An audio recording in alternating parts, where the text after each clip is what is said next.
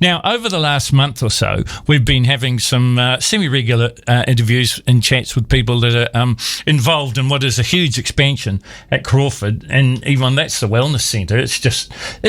I can't believe how big it is. Yes, it is. So Crawford have definitely expanded from just a medical centre, now expanding to the wellness centre. We now have the specialist centre, and we also have the specialist clinic, which has been there since 2016. Just within the specialist clinic itself, we have actually expanded to a few more services as well, and that's where I'm actually coming from. So I'm from the specialist clinic, and it's great to be here, and it is also my opportunity to share a little bit about what Crawford's specialist clinics is. And thank you. And it's very topical because I say every day on the show, we're downhill to summer. Summer's just around the corner. Oh, yes. The sun's coming. Let's slip, slop, slap, and wrap. Because today we're going to focus on the skin.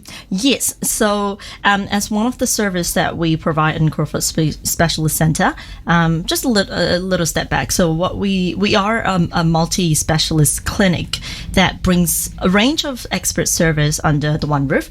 We have three main services. One is the skin clinic, one is the ear clinic, and also we have the visiting specialist who provides consultation across different medical fields. As Phil, you mentioned, that our focus today is on the skin clinic, and what we offer is a comprehensive skin checks, mole mapping, and treatment for skin cancer and other skin concerns. That's kind of where we are, and that's what we're talking about today.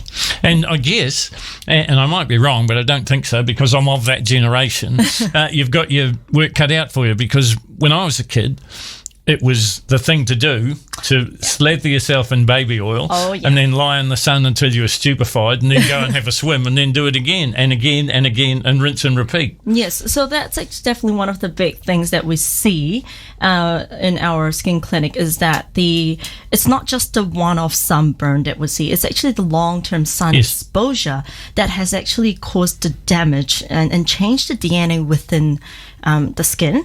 And right at that time, you probably see some peelings and a bit of tanning and a bit of discomfort around that time.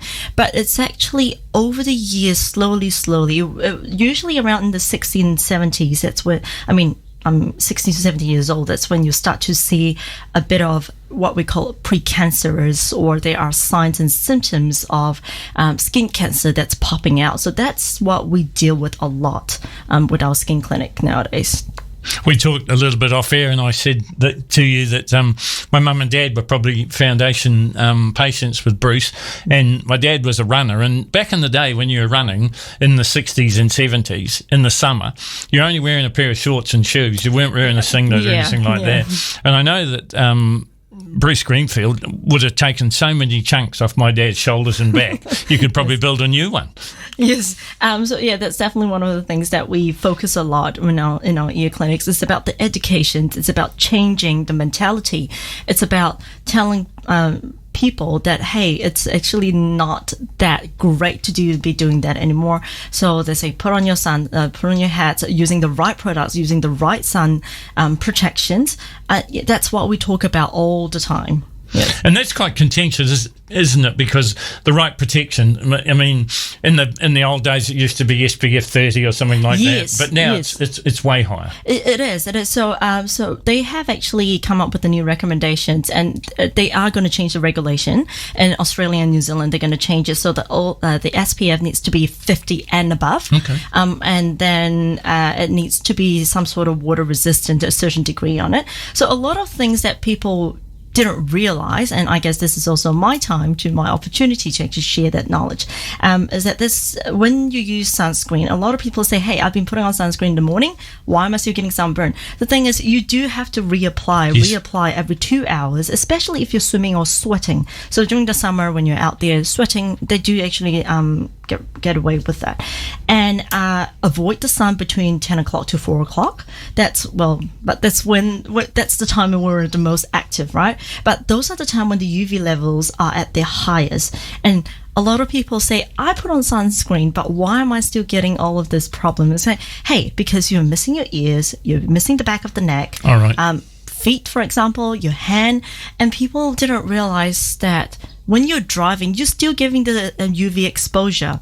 And funny thing that it is actually quite common that we see a lot of symptoms or sunburns or different pigmentation on the right side of the body because we drive on the right side, right? Sure, yes. Yeah, so it's the hand, the neck, the ears, especially for men with short hair. The ears is the most exposed, and also the back of the neck. That's when we see lots of damage around that area. Shoulder during the summertime, especially for men. So yeah, those are the few things that we see quite often. I know I've got a mate that's a truck driver, and he's had a couple of things taken off his right elbow and arm from having the arm out the window in the truck. Exactly. And then the thing with the skin checks, the skin clinics, that what we do is obviously the earlier that you find out. So things, they happen in stages. So one of the things that we do is obviously pick up the precancerous one, like the early ones, and some of them can be treated with just liquid nitrogen. Basically, it's a negative 194 or 197, can't remember, sorry. So it's actually a liquid that you kind of spray on the lesion, and that sometimes is actually, most of the times, is sufficient enough to get rid of it. So it doesn't have to get to the stage when it becomes invasive. It doesn't have to get to the stage it's big enough that you end up having to cut a big lump of it. So early detection do save life. Early detection actually save you a lot of trouble and needing to go through the treatments, the cutting out the invasives. It can be treated very easily. I guess that's the other way of putting it. So I guess the first step, observation. Yes, if we definitely go up to you and say, listen, I've got this funny shaped mole or whatever, can you have a look at it for me, Yes, please? or to your doctors. If you're not sure, obviously you can go to your doctor, get them to have a look. But yes, what we offer in the skin clinic is a full body comprehensive skin checks from head to toe. So we actually look through your hair, like we check your scalp. Down to the bottom of your sole. So we check in between toes, we check every single part of the body. So that's kind of what we do. So it takes around an hour, as you could understand. So sometimes if there's a few lesions that you're unsure, you just want to say, hey, doc, can you have a look? Look, your GP consultation is 15 minutes, right? So there's only quite limited services, limited advice that can be given, or limited, I suppose, checks that can be done within that short period of time.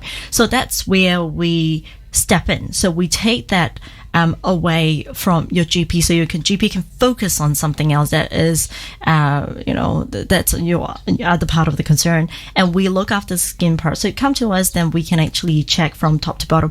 So before we start, we look at your history as well, because your history does play a big part of how your skin is going to be. It's also going to determine in terms of your risk factor with skin cancer and everything else. So we go through that part. Then we will obviously walk you through steps of what we do. So we get you to lie on the bed, and then we're going to check from top to bottom using what we call a dermatoscope. So a dermatoscope is basically, it's a very high definition magnifying glass that we put on top on your skin, and we can check the lesions, the color, the patterns, and obviously that's where our clinical knowledge actually steps in, and we'll see, okay, so what this lesion could be, what is that, is this something that we're concerned with, is there anything that we need to do anything about it? So yeah, that's kind of what we do, and then we document it. Sometimes it depends on your conditions, depend on your skin, depend on your family history, if there's anything that we're a bit concerned with, or sometimes it's just taking a baseline. We take photos, they get stored in a patient management system, and that report can be generated, can be shared with your GP, or it's stored in our a very well secure a database. And then when you come back, and that's when we can do comparisons. And if anything that we think, doesn't look really good, probably best to get it out. We can actually make referrals or refer you back to your GP, and steps can be taken from that end. And quickly go through the process for us. If it is, you turn down the intersection that says, this is a bit more serious than we first thought, has to come out. What is the biopsies involved and things like that? Yes, but we don't take the biopsy. No. So what we do is we generate the report. Most of the time, it depends. So this is where we look at your individual, say, your preference. Yes. Okay. You may actually, some of the GP do have special interest because a lot of the Crawford doctors in the Crawford Medical Center, they do have special interest in, say, minor surgery. So they can actually perform biopsies. They can excision biopsy. A few of the doctors can. And if you're a Crawford patient, we do actually refer you back to your GP, and then referrals can be made by them to, if you want to go to a plastic surgeon. Depends on how invasive, how deep, how big the lesion, and where the lesion is. They may refer you to plastic surgery. Yes. They may refer you to say a dermatologist. That can actually happens too, and then, or say, hey, it's something that's quite quick and easy, and they can actually do it from that end. So it's the referral that we made from us back to your GP, and the reports that will be printed and notes that will be put on it. So I guess what we do is we're like the first step. We're like the gatekeeper. We'll look after and we make sure, and then we direct you to the right path. Yes. So it does kind of save you time in trying to wonder what's going to happen. And we do know quite a few, a few, say, dermatologists or a few plastics surgeon that we could actually have a bit of connection that we can actually help in that instance as well. A bit about Crawford. We do have, like I mentioned before, we have a few GPs with special interest with minor surgery. We also have a visiting dermatologist, Dr. Chin Yun Lin, who also does perform excision biopsy on site as well. Obviously, that involves referrals and having a consultation first, then talk about what's going to happen, then do the actual procedure. It is hardly ever that anyone that you rock up and say, I want this taken off, and they'll say, sure, let's take it out. It hardly ever happens. It's usually a bit of referral just because they're not trying to be difficult, but we want to make sure that we're all doing the right thing, because not all the time that the one that we think are ugly are the dangerous ones. Yes. Sometimes it's actually the one that you think that, nothing it's just nothing to worry about. It's just a nick. Tough as take me. Nothing to worry about. or something like, it's just a scratch from shaving and all that sort of thing. Sometimes it's actually the one that looks innocent are the one that needs to be taken out, and the big ugly ones are actually very, very benign. So so that's kind of how things are. Because if we get serious for a moment, I mean, it can kill you. It can. So skin cancer, two different types. One is the melanoma that we often hear about. Yes. And they can become quite invasive, and they can actually kill because they spread really quickly. They grow really quickly. And those are the black ones. And sometimes even melanoma, they can be what we call atypical. They are not black. They can be pink looking, but they are melanoma. They're quite rare, but they do happen. And then they are the other ones, that's the carcinoma, which is more of it's the sun-related damage. Yes. It is the one that is, I call it the pink tumor, because they can be pink looking. They can look a little bit nodular, or they can be just crusty as it is. They can bleed a little, but they're not necessarily black. And with melanoma, a lot of people think that, it's sun-related. It's not always just sun-related. Genetic does actually plays a really big part in it. One of my colleagues have actually found a melanoma in between toes. Wow. And it was in a very young patient. That patient was in his teens, if I remember. Wow. So it is actually family. He does have a really strong family history of melanoma. And the one that I found myself is actually in between the butts. On buttocks. So it's not a place that usually sees a lot of sun. I was going to say. That was going to be my next question. No, usually no. But yes, so melanoma can actually happen in any parts of the body. There is even melanomas that can be in fingernails, in nail beds. Wow. Yeah. So they're not necessarily sun-related, not like the carcinoma, which is usually the sun-related ones. So interesting facts about the melanoma and skin cancer. That's incredible. Yeah. That's incredible. Yes. And you mentioned before about mole maps. Yes. Once you do a mole map, Yes. and it's on record, Yes. do you do obviously you do a follow-up? Yes. So most people we recommend once a year visit, unless you'll say someone that you're in your 20s. Because what happens is with moles, they are ever changing. So in your I guess until you're 50, until in your 50s, your mole can continue to change, and especially we get a lot nowadays because people are more aware about skin checks. Yes. So we have a lot of patients asking, say, hey, should I actually bring my child in? He's 12. Shall I get him checked and things? Yes, if you have a really high family risk, but keeping in mind that especially in teens, your moles are ever changing. It just keep on growing and growing and growing. Unless it's a very, very strong family history, yes, we can take a baseline, but that's always knowing that things are going to change very quickly because they just keep on changing. It's until when you're in your 50s, your 60s, that's when your mole will gradually stop growing as quickly, and sometimes they even regress. It becomes a little bit less. Okay. They can. So something that might be really, really dark, and they can actually slowly turn into grayish, and then, well, I shouldn't say grayish, but they're less dark. That's the other way of saying. So yeah. So that's why with teens or younger patients, we do actually mention that. So we actually keep them in mind, saying that, hey, if you see anything growing, please don't panic. So most of the time it's actually normal stuff. So regularly 50, 60, that's when we say, okay, once a year visit, unless you have any history. So the recommendation is that if you have been diagnosed with melanoma, Yes. You will need every 6 monthly check. Okay. Full body check, 6 monthly, for 3 to 5 years. So after 5 years, if we don't find anything new, great, you're clear. Then we can actually look back into saying once a year visit. But that's tend to be what it is.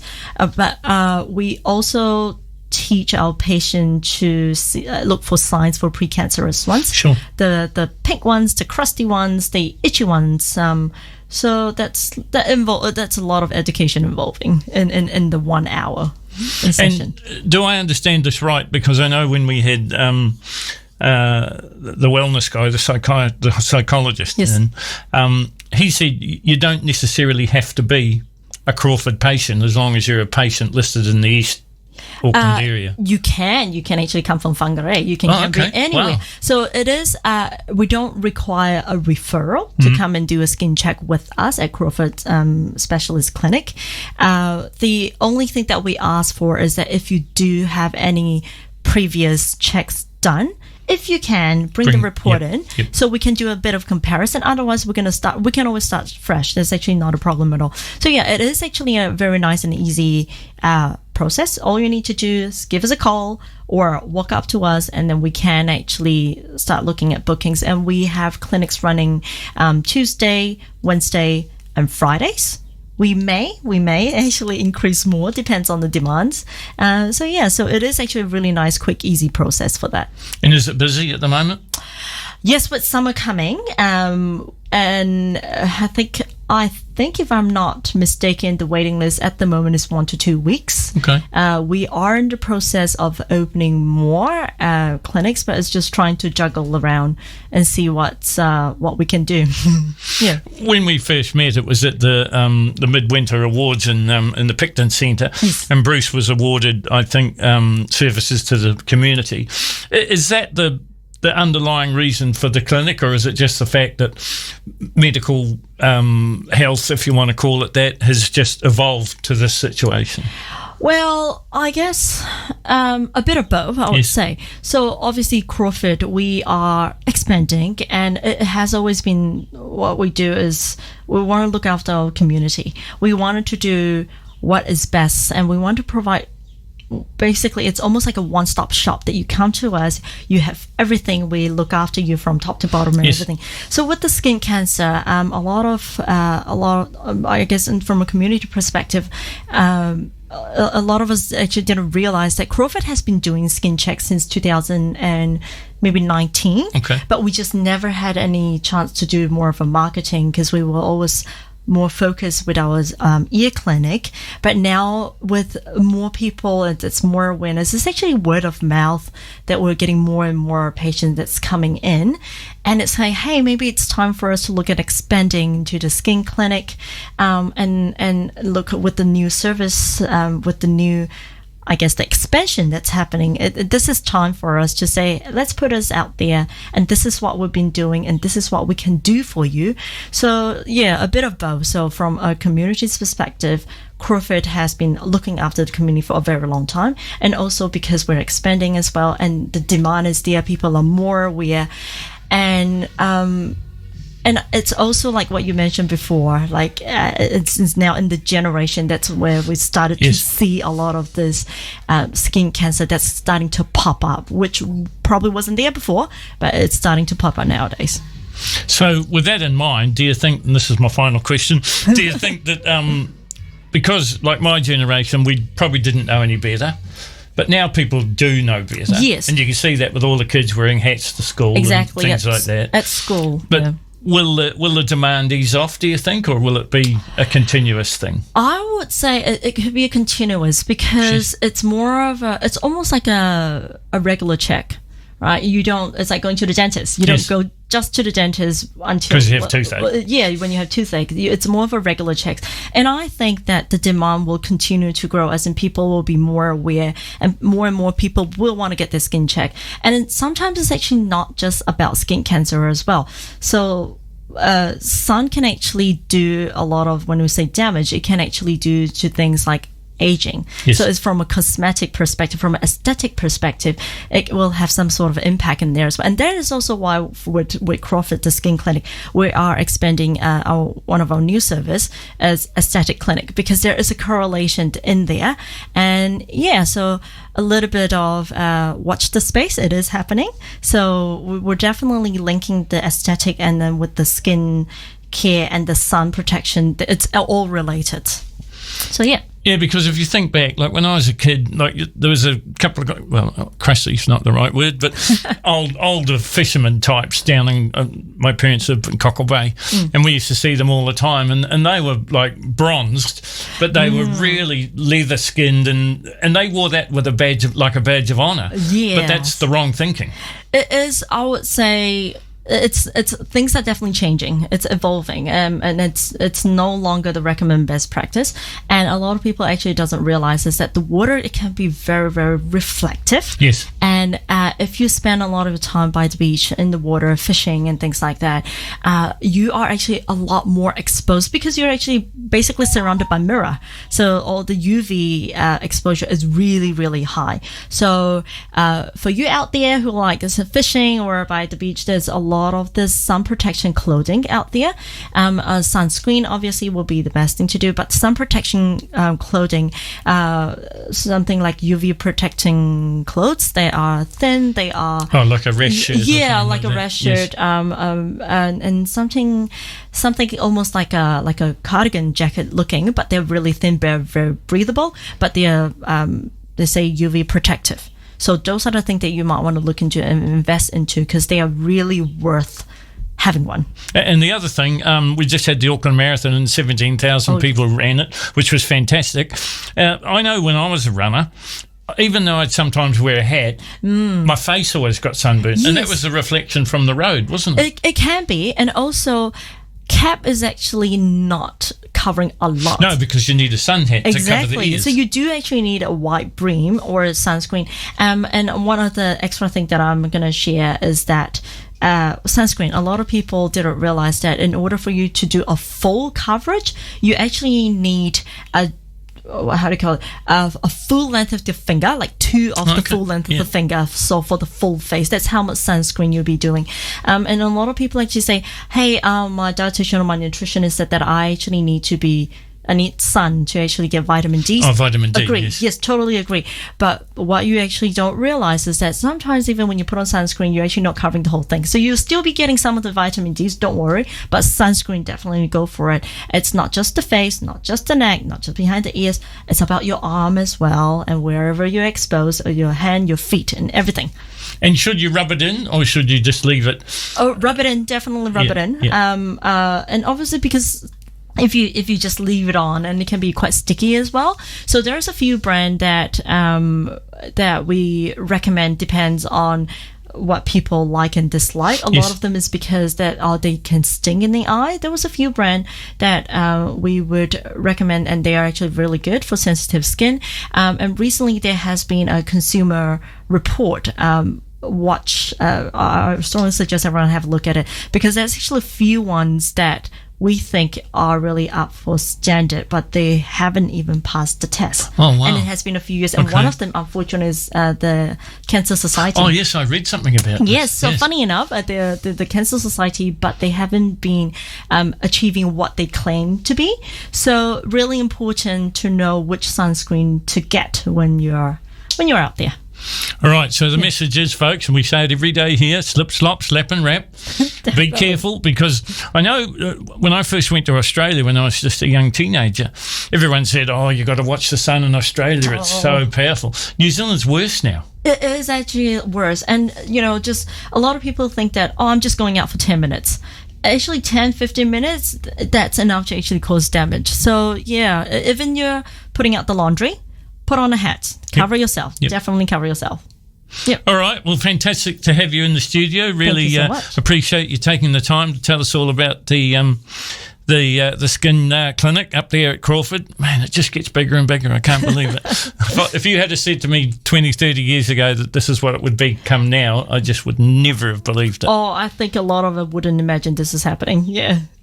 Awesome. Well, thank you, Yvonne, for coming in. Really appreciate it.